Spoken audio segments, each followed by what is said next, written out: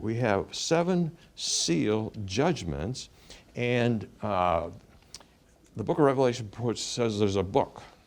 It's like, this is the things that are to come. These are judgments that God can unleash. And nobody's found that can open these books except Jesus Christ himself, the Lamb of God. He comes over and he opens them up. And what comes out of these 7 judgments? Well, I think that book is actually, it's a will. It's the inheritance. In other words, once that book's opened, Jesus is going to come back and take the inheritance. Yeah.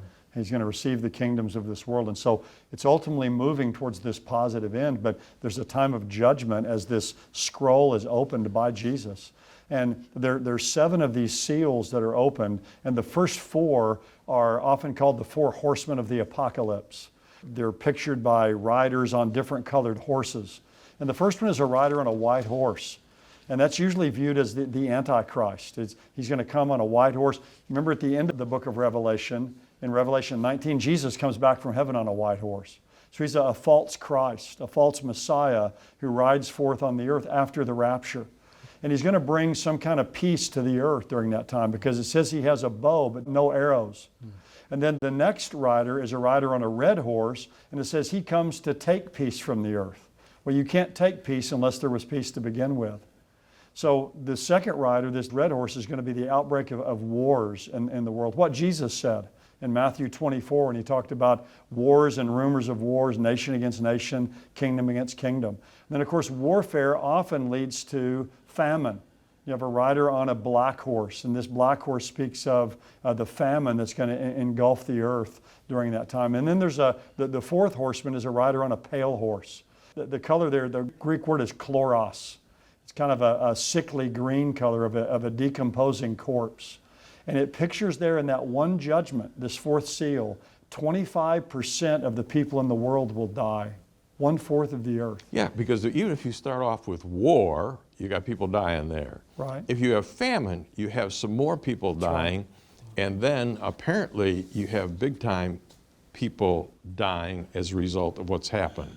Keep on going. By the way, in that fourth judgment, one of the things that is the cause of that is plagues or pandemics. Yep. And so we see that on the rise. And we've already gone through a big pandemic worldwide, and right. We're talking more of that kind of thing. So this is a foreshadow of that. The fifth seal is martyrs, believers who will be killed. So after the rapture takes place, everybody left behind on earth will be unbelievers. But through the preaching of the gospel and through books that have been left behind and sermons and messages people have heard, many people after the rapture will come to faith in Jesus. That's part of the good news. Hopefully this tape, yeah.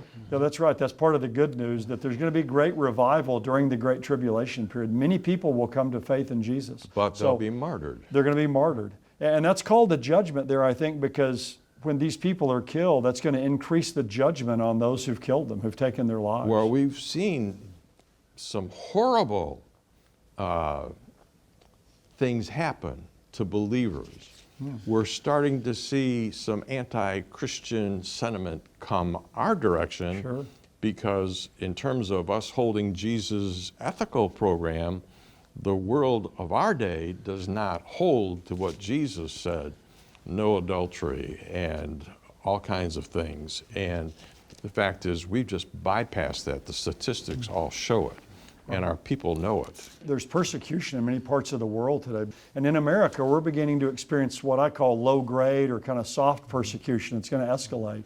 And after the rapture takes place, it's going to really be accelerated. And then the sixth seal is cosmic disturbances. It's going to be, the moon's going to turn to blood, the sun's going to lose its light, asteroids are going to come down and hit the earth. I mean, it's going to be a terrible time of judgment really from above.